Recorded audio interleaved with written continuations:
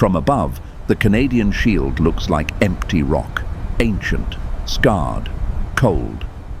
In 1883, workers building a railway through northern Ontario hit the wrong rock. It was heavy, sulfurous. The foreman logged it as a delay. Within 20 years, that delay had become the world's dominant nickel supply, the metal that hardened armor plate, the metal that fed the machines of modern war. The crew had found the first edge of something enormous. They moved on. They never asked what else was underneath. In some important ways, the world still has not asked. Beneath roughly half of Canada's landmass lies the largest undeveloped critical mineral reserve in the Western Hemisphere. Not wilderness, not empty land. The geological answer to the defining strategic dependency of this century. And the question is whether the civilization sitting on top of it can read that correctly, before the answer becomes irrelevant. If you want to understand how the physical world sets the terms before policy catches up, this channel is built for that. The Canadian Shield is not wilderness in the usual sense.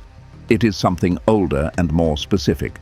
A Precambrian craton, one of the ancient stable cores of Earth's crust, formed between 2.5 and 4 billion years ago. It covers millions of square kilometers. Nearly half of Canada sits inside its logic. It runs from the Great Lakes north to the Arctic coast, from Labrador west into Manitoba and Saskatchewan.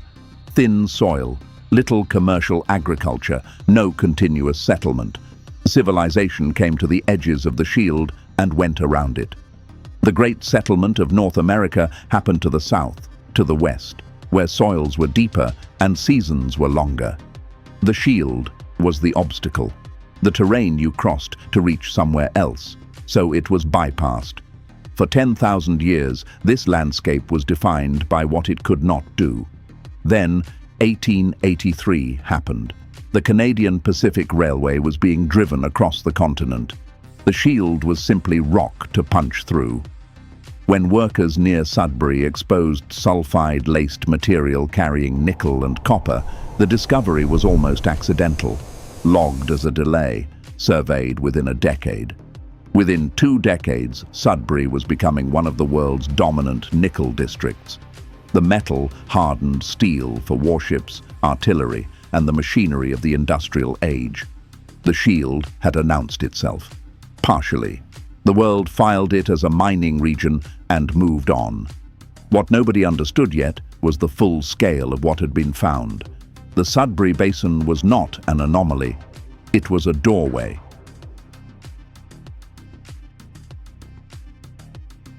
Here is the geological logic that took decades to read fully. The processes that formed the Canadian Shield did not happen randomly. Deep magmatic intrusions, hydrothermal circulation, metamorphic concentration events. They concentrated minerals, specific ones, the kind that the battery economy, the EV transition, the semiconductor supply chain, and the modern defense industry now treat as strategic inputs. The Athabasca Basin in northern Saskatchewan holds some of the world's highest-grade uranium deposits. Canada remains a major uranium producer. Its reserve base is heavily anchored in this basin. The Ring of Fire in northern Ontario carries significant chromite, nickel, copper, cobalt, and platinum group concentrations. Geological surveys rank it among the most important such systems in the Western Hemisphere. Quebec's James Bay region holds lithium deposits now moving through early development. Platinum group metals, cobalt threading through the same sulfide systems that made Sudbury famous. This is not a collection of individual mines. It is a systemic geological endowment, one formation, spread across thousands of kilometers, holding many of the critical minerals the 21st century has decided it needs. But the question is not whether the minerals exist. The question is why this has not already become leverage. To understand that, you need to understand where the mineral war actually lives. China's dominance is not primarily a story about Chinese ownership of mines. Most of the world's critical mineral deposits are not in China. The DRC holds much of the world's cobalt. Chile and Australia hold major lithium positions. Indonesia holds the largest share of mined nickel. What China built, deliberately over 2 decades, was the processing and refining infrastructure. The smelters, the refineries, the cathode plants, the precursor chemical facilities. China is now the leading refiner for most strategic minerals. In many battery supply chain stages, its share is 80% or more. The ore comes from Africa. The cobalt becomes usable in China. The ore comes from Chile. The lithium becomes battery grade in China. This is the mechanism. The mineral war is not being fought at the mine. It is being fought at the refinery. China understood this. The West is learning it late. The Ring of Fire makes this gap visible. Major chromite and nickel deposits in Ontario's far north were confirmed in the mid-2000s. Geological surveys established commercial significance. The deposits are real. The scale is meaningful. What followed was approximately 20 years of discussion about infrastructure, about roads, about environmental assessment, about which level of government was responsible for financing what. As of 2026, the all-season road network still existed mainly as future infrastructure. Ontario planned construction to begin in June 2026, with roads beginning to open in 2030. No full road network yet connected the deposit zone to the provincial highway system. No major processing infrastructure sat beside the ore body. The ore remains in the ground. This is not a one-off failure. It is the structural illustration of the gap between geological inheritance and strategic activation. Remote shield geology requires infrastructure before extraction can begin. Roads, power, processing capacity, capital patience. All at a scale no single company can easily justify alone. China's state capital model in the DRC, in Indonesia and in Chile did not face this coordination problem the same way. The state moved, capital followed, infrastructure appeared, processing began. The West now recognizes the gap. Critical mineral agreements have been signed. The Inflation Reduction Act created incentives for battery minerals sourced from American free trade partners. Canada qualifies. Capital attention has shifted. But recognizing a gap and closing it at speed are different things. The geological position is real. The activation gap is equally real.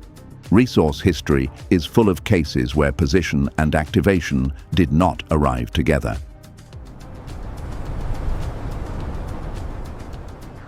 There are 2 futures from here.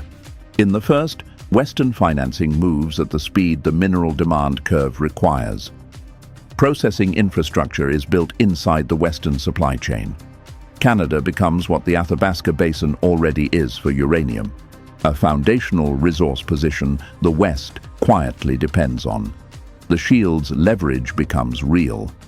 In the second, activation moves too slowly. The demand curve is captured by supply chains already running through Chinese processing capacity. The ore stays in the ground, or gets extracted and shipped east for refining.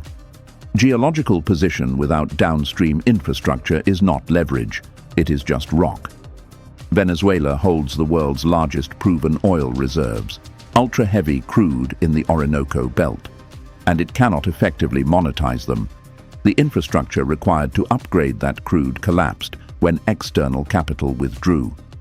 The reserve is real, the leverage is not. The Congo's minerals have been extracted by outside powers for over a century, without converting into domestic industrial strength. Extraction without processing is not industrialization. It is geological tribute. Geology is not destiny. Geology is opportunity. The conversion requires everything downstream, and this is the Saudi Arabia lesson, properly read. Saudi Arabia did not become a force because it had oil in the desert. Oil had been under Arabian sand for millions of years before it mattered to anyone. Saudi Arabia became a force because it recognized what petroleum meant in the specific technological era it occupied, the combustion era. The era when liquid hydrocarbons were the indispensable input to every form of modern power. It built Aramco. It built pipelines, terminals, and refining capacity. It built the doctrine. The geology was the starting point, not the destination. The Canadian Shield is the starting point for a different era, the battery era, the EV transition, the era when nickel, cobalt, lithium, and uranium are indispensable inputs to the systems the next 50 years of competition will run on. The geology is there. The civilization above it still has to build the doctrine, the processing infrastructure, the supply chain architecture, the institutional speed. Only that converts geological inheritance into actual leverage before the window closes.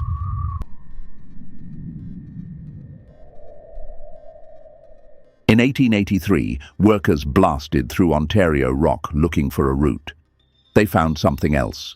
They logged it. They moved on. The world did the same in the decades that followed, finding the shield's edge repeatedly, noting its significance, and consistently under-reading the full scale of what was underneath. Earth does not announce its value.